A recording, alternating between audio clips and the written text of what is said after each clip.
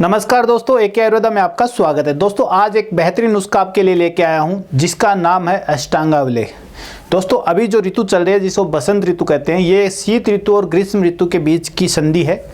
इस ऋतु को बसंत बहार कहते हैं और इसको ऋतुराज भी कहा गया है। बहुत ही शानदार ये ऋतु होती है।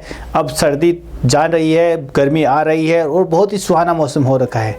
लेकिन इस मौसम के साथ साथ जैसे जैसे सर्दी जाती है तो जो कफ है हमारा प्रकोपित होता है और वो बाहर निकलने की कोशिश करता है। तो इस ऋतु में खांसी, सर्दी, जुकाम के जो रोगी होते हैं वो बहुत ज़्यादा मिलते हैं। तो दोस्तों इस ऋतु के लिए एक आज आपको बेहतरीन नुस्खा बता रहा हूँ जो प्रयोग करके आप अपने शरीर में जो प्रकोप होने वाले कफ है उसको बाहर निकाल सकते हैं और उसका शमन भी कर सकते हैं।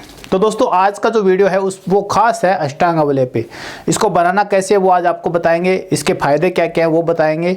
तो वीडियो को पूरा जरूर देखिए। मात्र 8 औषधियों को डाल के बनाया जाता है जिसमें कायफल, पुष्कर मूल, धमासा, काकड़ा सिंगी, सौंठ, पीपल, काली मिर्च जैसी औषधियाँ मिला के इसको तैयार किया जाता है। तो इसको बनाना बहुत ही आसान है। बनाने के लिए सिंपली सी ये 8 औषधियाँ हैं। इन औषधियों को बराबर मात्रा में लेना है।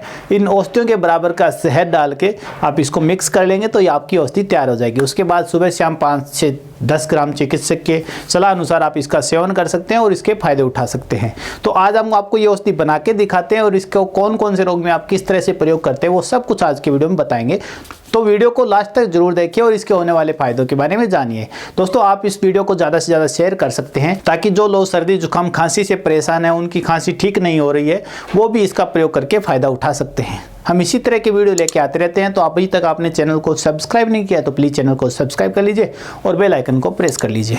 दोस्तों इस औषधि का वर्णन आयुर्वेद के एक संस्कृत ग्रंथ वृद्ध माधव में मिलता है। ये कफ को बाहर निकालने के लिए, सर्दी जुकाम खांसी बुखार को ठीक करने के लिए बहुत ही बेहतरीन औषधि है। इसमें कायफल, पुष्कर मूल, काकड़ा सिंगी, धमासा, काला जीरा, सौंठ, पीपली और काली मिर्च, ये कुल 8 औषधियाँ लेनी होती हैं। इसके अलावा हमें शहद की आवश्यकता होती है। दोस्तों इस औषधि को बनाना बहुत ही आसान है। सबसे पहले आप इन 8 औषधियों को लीजिए और फिर इनको अलग अलग इमाम दस्ते में डाल के कूट के बारीक पाउडर बना लीजिए। सब औषधियों का बारीक पाउडर बनाना है। दोस्तों इस औषधि को अवलेहिका नाम से भी जाना जाता है। कुछ जगह इसको अवलेहिका नाम से भी पुकारा गया है।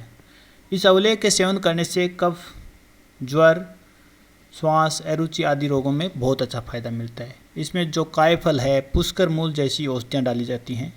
इसके अलावा इसमें जो अन्य औषधियाँ हैं वो भी सभी बहुत ही शानदार औषधियाँ हैं।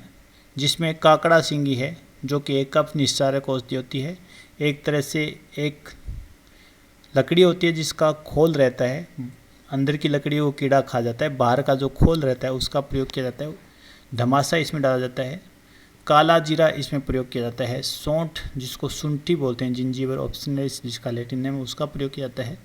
त्रिकुटु की एक औषधि सौंठ होती है। इसके अलावा त्रिकुटु की 2 अन्य औषधियाँ छोटी पीपली और काली मिर्च का भी इसमें प्रयोग किया जाता है। तो कुल मिला के त्रिकटु है, कायफल है, पुष्कर मूल है, धमासा है, काला जीरा है और काकड़ा सिंगी है। ये 8 औषधियाँ आपको लेनी होती हैं। तो दोस्तों सबसे पहले आप इनको अलग अलग कोट लीजिए, फिर बराबर मात्रा में इसको ले लीजिए। जितनी मात्रा में आपको बनाना है, अगर 10-10 ग्राम आप लेंगे तो 80 ग्राम आपकी मात्रा हो जाएगी। उसमें आपको 80 ग्राम शहद मिलाना है, यानी इन 8 औषधियों के बराबर आपको शहद मिलाना है। तो आपकी जो ये औषधि है वो तैयार हो जाती है। इसको बस इसी तरह से बनाना होता है, ज़्यादा मुश्किल काम नहीं है। सबसे पहले इसको कूट लीजिए, फिर इनको आपस में मिला के और इसके बराबर का आपको शहद मिला दीजिए। जितनी मात्रा में आपको बनाना उस अनुपात में ले लीजिए। सभी को बराबर अनुपात में लेना है, बस इतना सा ध्यान रखिए। दोस्तों कायफल, पुष्कर मूल जैसी औषधियाँ होती हैं वो कफ को निकालने के लिए बहुत अच्छी औषधि होती हैं और ये कफ का शमन करती हैं। इसके अलावा त्रिकुटु है वो भी एक कफ निस्सारक और कफ शामक औषधि है। तो इसलिए ये बहुत ही शानदार औषधि बन जाती है। अगर आपको किसी तरह की अरुचि रहती है, श्वास की दिक्कत रहती है या आप श्वास लेने में तकलीफ़ होती है, जैसे पीछे आपने कोविड में देखा था कि लोगों के सांस में बहुत प्रॉब्लम हो रही थी, उन जैसे रोगों के लिए ये बहुत फ़ायदेमंद औषधि होती है। और दोस्तों हर बार चैत्र के मौसम में सांस की तकलीफ होना आम बात है। तो इस औषधि को आप ज़रूर बनाइए और बना के घर पे रख लीजिए। जब भी किसी को सर्दी जुकाम या खांसी बुखार हो या मान लीजिए कफ का प्रकोप हो तो आप इस औषधि का सेवन करा सकते हैं और फ़ायदा उठा सकते हैं। तो दोस्तों सबसे पहले आप शहद डाल लीजिए, चूर्ण के बराबर मात्रा में आपको शहद लेना है और फिर थोड़ा थोड़ा चूर्ण करके डाल के और इसे अच्छे से मिला लीजिए। तो ये आपकी जो औषधि है वो लगभग तैयार हो जाती है। अब इसको लेना कैसे है वो मैं आपको बता देता हूँ। दोस्तों इसका सेवन करना बहुत ही आसान है।